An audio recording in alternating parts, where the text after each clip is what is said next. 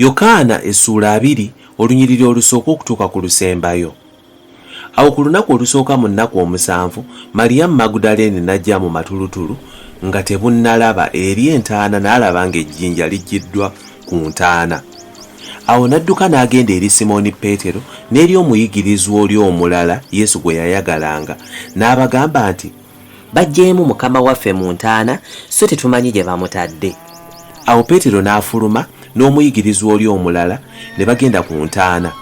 Ne badduka bombi, naye omuyigirizwa oyo omulala n'ayisa Peetero n'asooka okutuuka ku ntaana, n'akutama n'alingizaamu. N'alaba engoye ez'ekitaani nga ziteekeddwawo, naye n'atayingira. Awo ne Simooni Peetero n'ajja ng'amugoberera, n'ayingira mu ntaana n'alaba engoye ez'ekitaani nga ziteekeddwawo, n'ekirembe ekyali ku mutwe gwe nga tekiteekeddwa wamu na ngoye ez'ekitaani, naye nga kizingiddwa nga kiri kyokka ku mabbali. Awo n'omuyigirizwa oyo omulala eyasooka okujja ku ntaana n'ayingira n'alaba n'akkiriza. Kubanga baali tebannategeera ekyawandiikibwa nti kimugwanira okuzuukira mu bafu. Awo nate abayigirizwa ne baddayo ewaabwe eka. Naye Malyamu yali ayibiridde ebweru awali entaana ng'akaaba. Awo bwe yali ng'akaaba, n'akutama n'alingiza mu ntaana, n'alaba bamalayika 2 nga bambadde enjeru, nga batudde, omu emitwetwe n'omulala emirannamiro ow'ekifo omulambo gwa Yesu we gwali guteekeddwa. Awo ne bamugamba nti, Omukyala, okaabira ki? N'abagamba nti, Kubanga Baggyeemu Mukama wange, nange simanyi gye bamutadde. Bwe yamala okwogera bw'atyo, n'akyuka amabega n'alaba Yesu ng'ayimiridde, n'atamanya nga ye Yesu. Yesu n'amugamba nti, Omukyala, okaabira ki? Onoonya ani? Ye ng'alowooza nti ye mukuumi w'olusuku, n'amugamba nti, Ssebo, obanga ggwe omututte ewalala, mbuulira gy'omutadde nange naamuggyayo. Yesu n'amugamba nti, Malyamu. N'akyuka n'amugamba mu Lwebbulaniya nti, Labbooni. Amakulu gaakyo muyigiriza. Yesu n'amugamba nti, Tonkwatako, kubanga sinaba kulinnya mukulu eri kitange, naye genda eri baganda bange obabuulire nti nninnya mukulu eri kitange era kitammwe, eri Katonda wange era Katonda wammwe. Malyamu Magudaleene n'ajja n'abuulira abayigirizwa nti, Ndabye Mukama waffe. Era n'abategeeza Mukama bye yamugambye.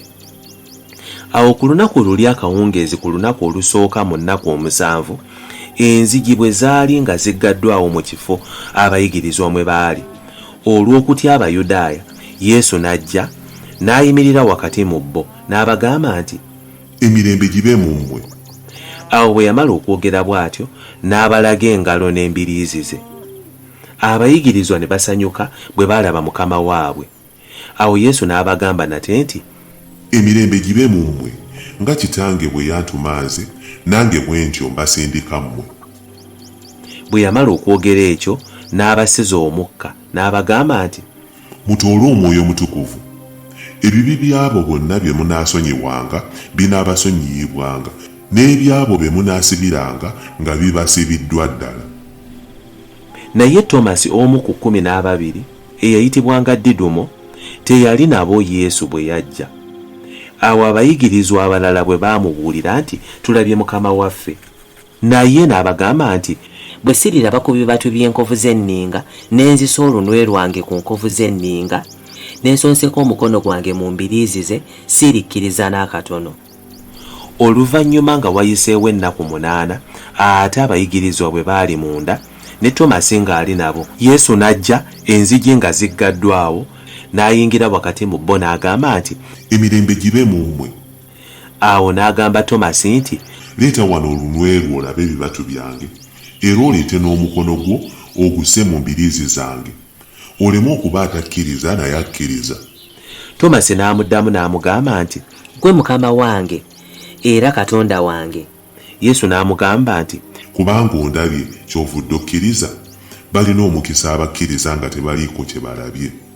Waaliwo obubonero obulala bungi Yesu bwe yakola mu maaso g'abayigirizwa be, obutaawandiikibwa mu kitabo kino, naye buno bwawandiikibwa mulyoke mukkirize nti Yesu ye Kristo, Omwana wa Katonda, era bwe mukkiriza mube n'obulamu mu linnya lye.